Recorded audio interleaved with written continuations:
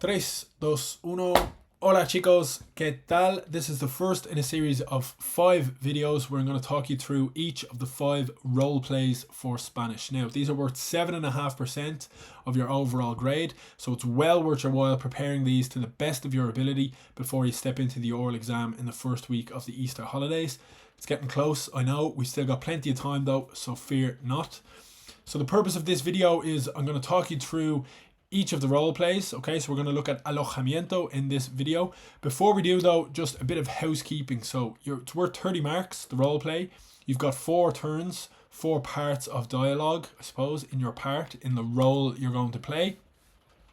And then the final 6 marks is going to go for your response to the examiner's question. Okay, and I mean by your response, it should be a complete response. Okay, so a full sentence with a verb that shows you have understood the question being asked. Okay, it's not going to suffice to just respond with a sí or no. Okay, let's throw that out the window now. It's not going to get us any marks. So we need to respond with a full sentence, conjugated verb that shows we understand the question. Vale? Another thing to note, the examiner is going to start every role play. So you'll have your couple of seconds. This is after the general conversation. You'll have that bit of time. Take a deep breath. Okay, prepare yourself. Make sure you have your ducks in a row. Deep breath, and then you're going to go into it, okay? And the examiner is going to kick things off. Vale? Pays dividends to do a bit of an act when you're going through the role play, okay? So think about it. How many students is the examiner going to have seen each day or in each school? So make yourself stand out. Try and put a bit of life into the role if possible, and don't just be, robot mode, reading it off or reading it from the top of your mind there. Try and stand out a little bit, put a bit of life into it. Don't rush everything, okay? I know Spanish people speak quite fast and we can try and imitate that and tend to get our words mixed up and pronunciation kind of goes out the window. We're just trying to get it done as quick as possible. So nice and slow, clear, accurate Spanish, and that will ensure that the examiner understands what we're saying and gives us a bit more time as well to make sure that our pronunciation is on point. Vale? Pues vamos. We are going to kick things off with alojamiento. So I just want to show you the examiner's card here, and you can see at the end it highlights ask one relevant question. So the examiner is going to start the role play and they'll ask you a question at the end. And to get those full 6 marks for the response to the question, we need to have a full sentence with a conjugated verb showing that we've understood the question. Vale? Okay. So role play número 1, alojamiento. Now, I'm going to go through, I'll read out the brief in Spanish firstly. I'll read out the English translation, and then I'm going to go straight into it with the examiner's dialogue and the candidate's response. Now, this is my own translation. If you've done it a different way or you feel more comfortable with maybe 1 or 2 vocabulary changes or even tense changes where applicable, that's fine. Whatever you feel most comfortable with. You can obviously stick to this one as well. I'm going to read out the full role play twice, so to save you scrolling back and having to play it again from the start. And I'm really going to focus on the pronunciation. We're going to slow things down, making sure our pronunciation is on point. And then on the third reading, I'll just highlight a couple of things that I think are interesting, maybe 1 or 2 things that you could possibly change if you felt you needed to. Vale? Perfecto. Okay. Vas de Erasmus. So, estamos aquí, arriba.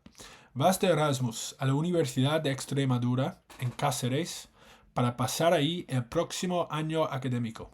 Necesitas alojamiento y llamas por teléfono a la universidad para ver si te ayudan a encontrar alojamiento. You are going on Erasmus to the University of Extremadura in Cáceres for the coming academic year. You need accommodation and phone the university looking for advice.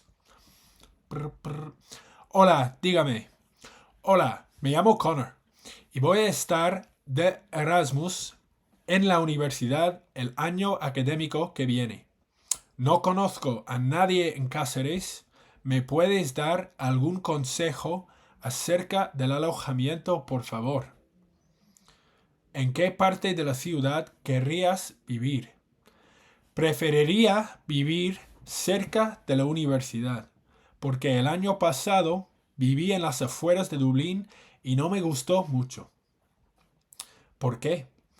Bueno, Pasaba demasiado tiempo viajando porque estaba muy lejos de todo. Si pudiera pasar este tiempo estudiando, podría sacar buenas notas. Tienes razón, pero sabes que Cáceres es una ciudad muy pequeña y se puede andar desde las afueras a la Plaza Mayor en media hora. No está lejos y el clima es mucho mejor que en Irlanda, pues consideraré todas las zonas, aunque preferiría vivir en el centro. Otra vez. Hola, dígame. Hola, me llamo Conor y voy a estar de Erasmus en la universidad el año académico que viene. No conozco a nadie en Cáceres. ¿Me puedes dar algún consejo acerca del alojamiento, por favor? ¿En qué parte de la ciudad querrías vivir? Preferiría vivir cerca de la universidad, porque el año pasado viví en las afueras de Dublín y no me gustó mucho. ¿Por qué? Bueno, pasaba demasiado tiempo viajando, porque estaba muy lejos de todo. Si pudiera pasar este tiempo estudiando, podría sacar buenas notas. Tienes razón, pero sabes que Cáceres es una ciudad muy pequeña y se puede andar desde las afueras a la Plaza Mayor en media hora. No está lejos y el clima es mucho mejor que en Irlanda, pues consideraré todas las zonas, aunque preferiría vivir en el centro. Phenomenal, ¿vale? Okay, a couple of things I just wanted to highlight because I always get asked these by students. So in the second turn here, where the examiner asks, ¿en qué parte de la ciudad querrías vivir? And I respond, I would prefer to live near the university, because last year I lived in the outskirts of Dublin and really didn't like it, okay? I've opted for viví en las afueras de Dublín y no me gustó mucho. Both of these are in the preterite, okay? Viví, preterite tense of the verb vivir. So I lived en las afueras de Dublín y no me gustó mucho. Okay, both of them are in the preterite. You could mix it up, okay? The imperfect is actually fine here as well. Vivía en las afueras de Dublín y no me gustaba mucho. It sounds okay as well. Or you could actually mix them up and do preterite tense, imperfect tense. Vivía en las afueras de Dublín. O vivía en las afueras de Dublín y no me gustaba mucho. Okay, you've got plenty of options there. It doesn't actually sound too bad with either one. If you're just looking for a direct response here, just as I've done here, just opt for the preterite in both of them. Okay, but you do have a bit of variation. Next one, I would say, just to highlight as well, ¿dónde estamos? Okay, bueno. Okay, I love this, and you'll see it in my oral notes as well. Just buys you a bit of time. It's really natural. It's said all the time in Spanish. Bueno, or pues. Okay, it's just like a bit of a sentence filler for Spanish. Give you that bit more time, slow things down. Pasaba demasiado tiempo viajando. So we've got the gerund here of the verb viajar. Okay, I used to spend too much time traveling, or I was spending too much time traveling. Okay, pasaba in the imperfect tense, demasiado tiempo viajando. Okay, hopefully that's cleared things up for you guys around this role play. The examiner is going to ask you a question immediately after you finish. So once you've finished with vivir en el centro, be prepared for the examiner's question. I've just put down now this note, ask one relevant question. This is for the examiner. So you're responding to the question. Okay, and it's just important that we bear in mind it's not a sí o no response. Okay, we need to have a full sentence with a conjugated verb that shows we understand the examiner's question.